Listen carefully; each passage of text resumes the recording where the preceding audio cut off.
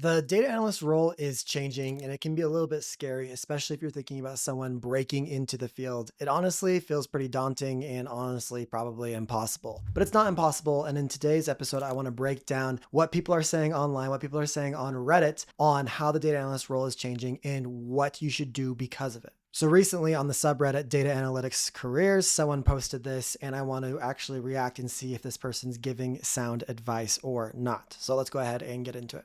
So the first thing that they say is to start top down, not bottom up. Most people start with tools. They open up a SQL course, memorize syntax, and then wonder what to do with it. That is backwards. Before you learn a single tool, research requirements and responsibilities of data analyst positions in companies you want to work at. List the skills they ask for, list the responsibilities, and then try to understand what the job is actually for. Ask yourself which industries actually interest me. What does a day-to-day look like in the companies that I am targeting? What problems does the analyst solve for the business? What is the goal of the role? This will give you a global view and the idea about the job. This is more for the private sector companies, but in the public sector, some things will still be applicable. Okay, I totally agree with the idea of we're not doing data analytics to analyze data, and you shouldn't just learn data skills and data tools to learn data tools. Like they should always be used to solve business problems in some sort of a way. So we don't want to just like memorize syntax. We don't want to just write SQL queries. We're always writing SQL queries to solve business problems. And the quicker you get that in your mind, the better. So I agree with that. I do think it is a little interesting here that they're saying, hey, go look at the companies you're actually interested in and look at what skills they're requiring. And I think that's important to like actually look at job descriptions and see what is actually being in demand, because you might think, oh, Python's really important to learn. Guys, it's really not.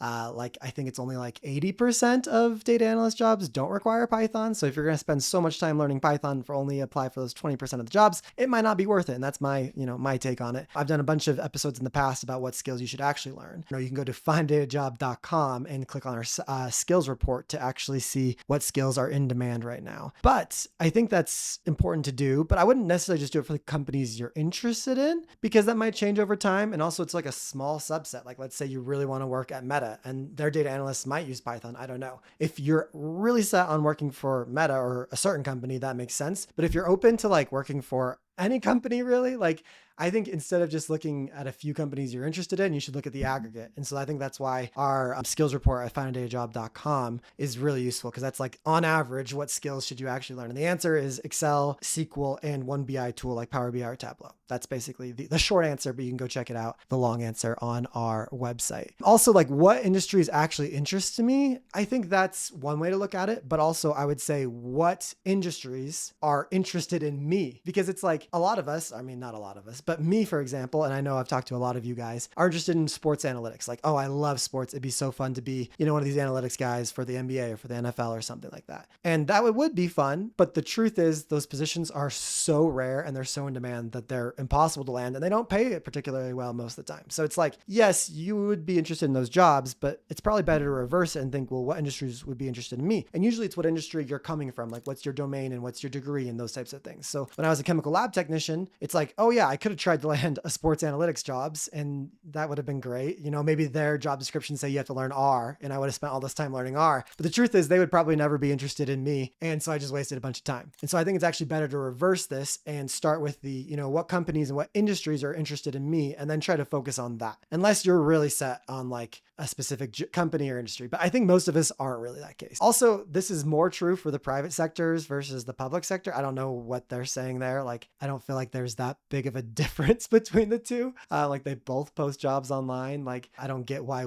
making the company public or private that actually changes, but I don't know. So overall, I'd give this advice maybe like a B plus. I think for the most part, it was right on, but there were some small things that I would make some changes on. Let's move on to their next paragraph. Learn how businesses make money before you learn how to query a database. This is the whole thing nobody teaches, and it is the thing that separates analysts who get promoted from analysts who stay stuck executing requests. We have that classic AI line right there, like with the double dash. I forgot, M dash is what that's called. Also, I thought this was for people who are pivoting in and not for people who are getting promoted. But okay, I'm getting distracted here. Every business runs on the same fundamental loop. Attract customers, convert them, deliver value, retain them, grow revenue. The department you work for determines which part of the loop you spend most of your time on. Your analysis will always serve one or many of these these stages. Once you understand that, you can think about data as numbers. You can stop thinking about data as numbers and start thinking about as evidence for decisions. I do like that line. That is a great line. 4 questions to ask before any piece of analysis. What is the business actually trying to achieve? The real goal, not the metric. Who will use the analysis? A CEO and product manager need completely different things from the same data. What decision does this analysis need to support? Analysis without a decision attached is just exploration. What action will they take after seeing these numbers? If the answer cannot change anything, the question is not worth asking. Build this thinking into every project from day one, and you'll be ahead of most junior analysts within 6 months. I think this is pretty solid advice, especially those 4 questions that they listed there. Like, what are we actually trying to solve with this analysis? Who is this analysis for? How much level of detail do we need to have in there?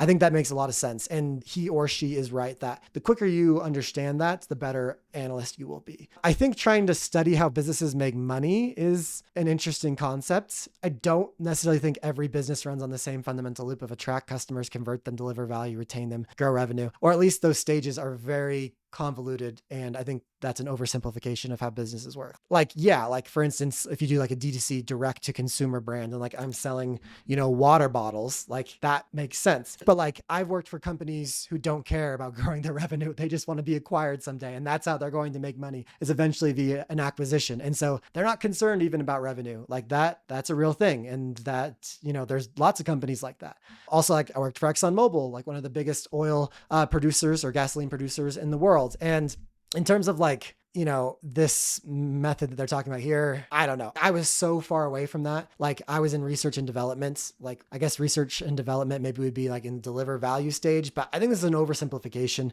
of how business works. But it is important to remember that we're only doing analytics to help the business usually make money. And I hate to say that, like it could be to save lives. It could be to help people improve their lives, but most of the time it is to make money. And so you always need to tie your analysis back to a dollar bill. That's really important. And the quicker you figure that out, the better. So if you're trying to land a data job and you're unable to tie what you've done historically to dollar bills, that is difficult to perform well. So the quicker you can kind of bridge that gap, the better. Moving on to point number 3, learn tools to answer questions, not to memorize syntax. Once you understand the business context and the types of questions you'll be asked, tools become obvious. I don't think there's any way for you guys to be able to predict what questions you'll be asked, unless from the job description. Sometimes from a job description, you can actually pull out what type of questions you would be asked, but I would say that every job description, every role is so unique that like you can't just be like, oh, these are the type of questions I'll be asked, different types of roles. Like it's so different every place you go. That being said, like there are some analyses that are very common depending on where you go. So like, for example, if you're going to work for Google or you're going to work for Amazon or you're going to work for Meta, like one of the things they're always thinking about is A/B testing or hypothesis testing. Like if we change this on our website, do we get better results? Yes or no? If you work for one of those companies, you will probably face some sort of question like that. So there are some generic questions like that, but every other role I've worked at has been so unique. It's kind of hard to predict just off of a job description. Okay. You learn SQL because you need to query customer data. You learn Python because you need to clean a data set or automate a report. Okay. This is dumb. Like, no, I could clean a data set and create an automated report in Excel. I could